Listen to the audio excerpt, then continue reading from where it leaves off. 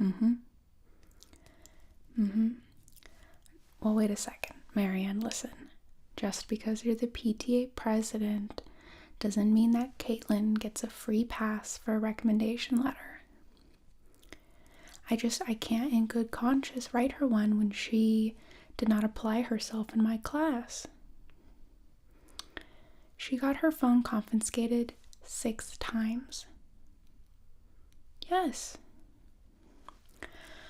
Well, I'm sorry you feel that way, but listen, Marianne, I have a student. It's my tutoring hours. I'm gonna have to give you a call back. Okay. Yep, bye. I'm sorry about that. How can I help you? You're here for my SAT tutoring? Well, that's great. You're actually the very first student who decided to come.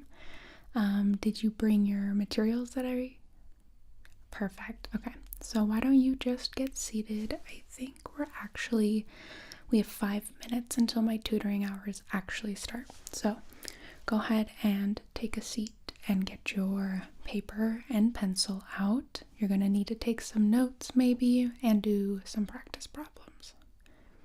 Okay. I'm pretty excited you're here actually because, the SATs are a big deal. I have my issues with standardized testing, of course, but it doesn't change the fact that right now they're really important. If you want to go to college, of course.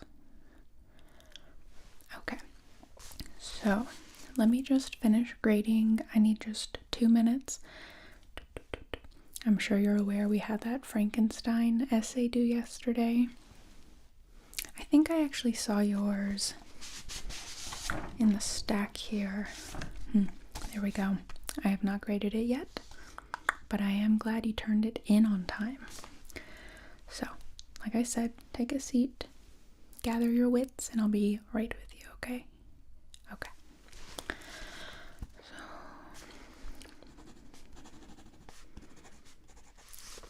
Mary Shelley Frankenstein.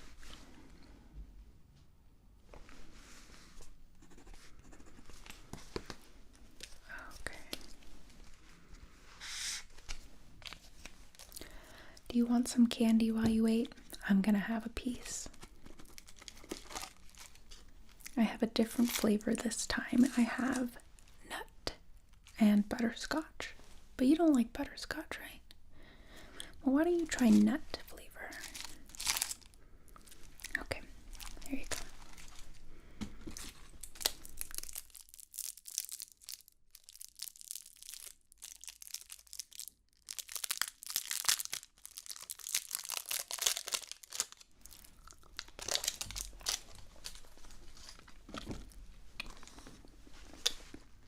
Okay.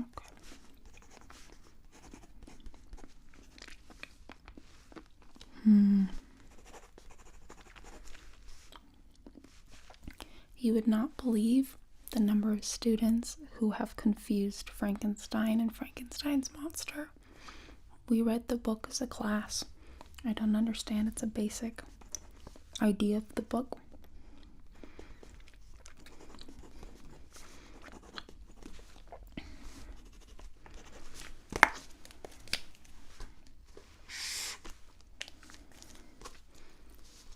You didn't bring a pen? How do you go the entire school day without a pen? That's okay. Here, you can use one of mine.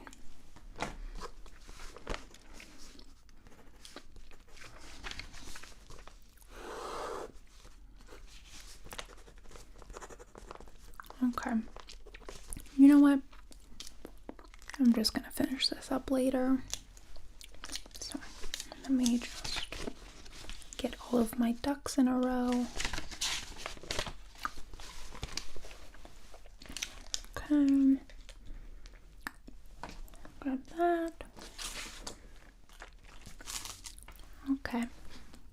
Well, if you're ready to start, what is that on your forehead? Did you hurt yourself? You fell? Another student didn't do that, right? Okay, well, I think the nurse should still be open. You should probably get a band-aid on that. Though, you know what? I do have my own first aid kit around here. Here we go. Do you want me to? Okay. You know, I am a mom, so just let me do this. I'm just gonna put a little antibiotic ointment on it. Yeah, I keep a first aid kit at my desk pretty much at all times because you kids are so clumsy. Okay, so it's okay if I apply this, right? Okay. It shouldn't hurt. Okay, there you go. Let me pop a band-aid on.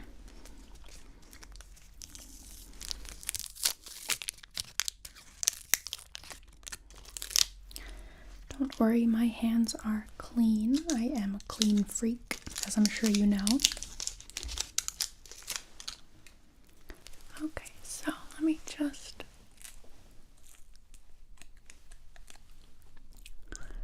put that on there. So you promise it was not another student? Okay, we'll talk more about that. Anyways, let's go ahead and get started with the SAT tutoring. Let me grab my paper and my whiteboard. Alrighty, well, if you're ready, we can go ahead and start. Have you taken any practice tests? I know the school does provide one, but okay, you've taken some on your own. Excellent. Did you happen to bring? Perfect. You are so prepared today. Okay, so is this it right here? Can I see it? Okay, so let's see.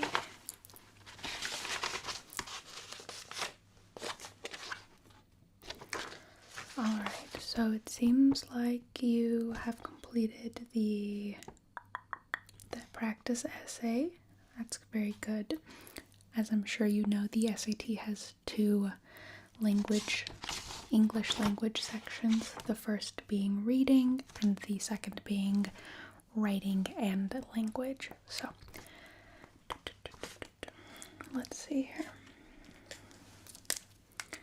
It looks like your biggest issue is in fact grammar and punctuation, so we can definitely work on that. And also it looks like you do very well with vocabulary. That is excellent. You know, it's actually changed a lot since I've taken the SAT. When I took the SAT, it was all about what obscure words you knew and just like words you had never heard of. And I consider myself pretty well read, and I was pretty well read as well in high school, forever ago. But these days, they don't ask you so much obscure words. They like to go into alternative meanings of words you already know. So it's still testing your vocabulary, but not as much, you know, words normal people use in their everyday vocabulary. So it looks like you are good there. Let's go ahead and go over some of the ones you got wrong, okay? Alright, so I have my whiteboard. Let me write this one out. While I write it, why don't you tell me a little bit about, you know, when you're taking the test, okay? Okay, so you have plenty of time then. I'm really glad you're here with me, though. So, let's look at this sentence. Brett, an avid scientist, conducted some research over the summer. So, we're looking for what is called an A positive, okay? And this helps you identify where you're going to want to put your commas. Where would you place 2 commas in this sentence? Close. So they would be, well, let me give you the first one. There. Right after bread. So where would the second comma go? Here, exactly. So this phrase is known as an appositive. This one right here. And what that means is that this phrase is describing Brett. The sentence can lose this phrase and still make sense. Brett conducted some research over the summer. An avid scientist is simply describing Brett. So when you have the phrase describing the noun, you put commas on either end, here and here. Does that make sense? You're going to see that a lot on the SAT. Okay, good. Let me erase it.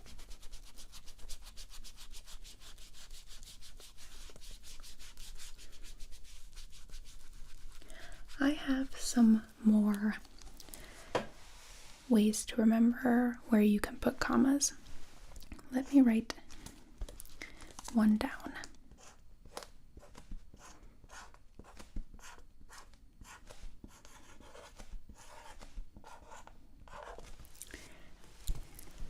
There. So, Fanboys. What this acronym can help you remember is where you can place a comma after. And you can place a comma after for, and, nor, but, or, yet, or so. So let me write those out. So, yet, or, then we have but, nor, and for. Fanboys. So in a sentence, yet the bus never arrived. You would put the comma after the yet. Fanboys. Is that helpful? You can go ahead and write that down if it is. Excellent. Alright, so let me look at your practice test once again.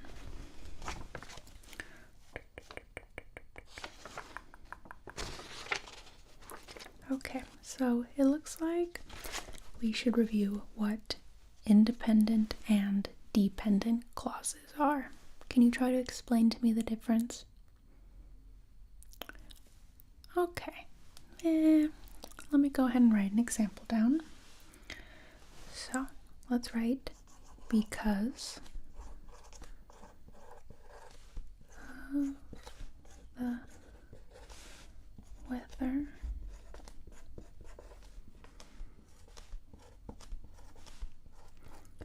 So this brings us back to commas separating sentences. So here is the sentence: because of the weather, you should wear a jacket. So the comma is going to go right there. So out of because of the weather and you should wear a jacket, which is the independent and dependent clause? Let me grab a different colored marker. Let's grab this cute pink color. Do you know? Okay, so you should wear a jacket. Can you see that? Now that's a sentence that can stand alone. You should wear a jacket. Does because of the weather work as its own sentence? That's right, it does not. That's because this clause is dependent on the clause here. You should wear jacket is independent because of the weather is dependent. And you can use a comma to separate the two. Does that make sense? Excellent. Let me erase this. I love this little whiteboard. I have my big one right there, but you know, I've been on my feet all day, so we're just gonna stay seated. Alrighty. Alright, so let's look at this other problem that you got wrong. Joseph Wharton, along with his many successful business ventures, has helped shape the history of American industry. So that's what I was just talking about, an A positive. Which part of this sentence here is a descriptor and does not stand alone on its own? It is describing the noun of the sentence, the direct object. Exactly, along with his many successful business ventures. It is describing the sentence. Joseph Wharton has helped shape the history. That stands alone. So where can you place the commas? Exactly after Wharton and before has. Excellent. Let's see. You did really well on this section, which is excellent. You know, we might not have time today, but we can review your essay section if you come tomorrow. How does that sound? Great. Alrighty. Perfect, perfect, perfect.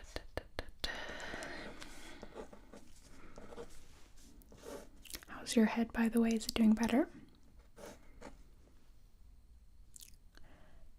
Good, okay, well, once again, you can let me know if anything's the matter, if any students are giving you a hard time. Okay, good, good, good. So how would you say you do with timing overall? I'm sure you know that you have 35 minutes to do 44 questions. So how many questions per minute is that? Yeah, exactly. Do you do okay with that? Okay. Yeah. Well, that's good. So you've been able to complete the practice test with no issue, time-wise. Okay. That is good to hear. I know a lot of students struggle with that. Alrighty. So, I see that you've done well on the rest of this. Do you want me to read your essay, or do you want to come back later and get that done? Later? Okay.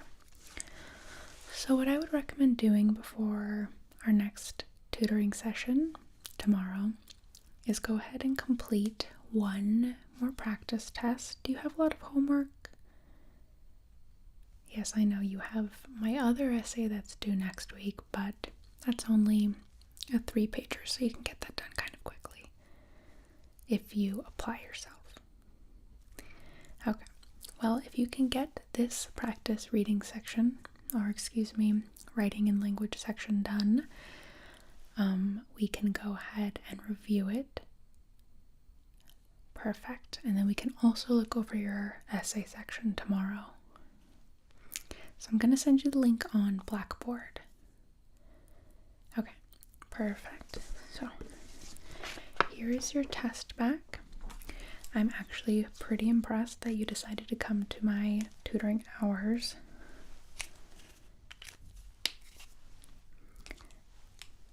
Okay.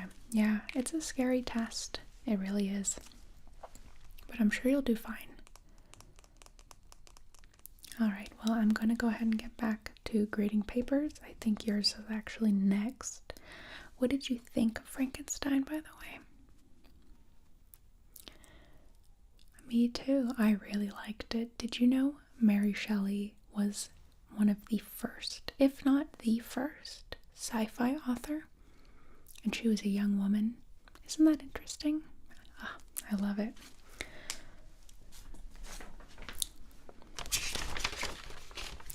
I know it's probably one of my favorite books that I assign. Alrighty.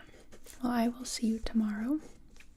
Once again, regarding your little injury there, I really want to let you know that you can tell me anything. I don't stand for bullies. Okay. Alrighty, dear. Well, I will see you tomorrow morning.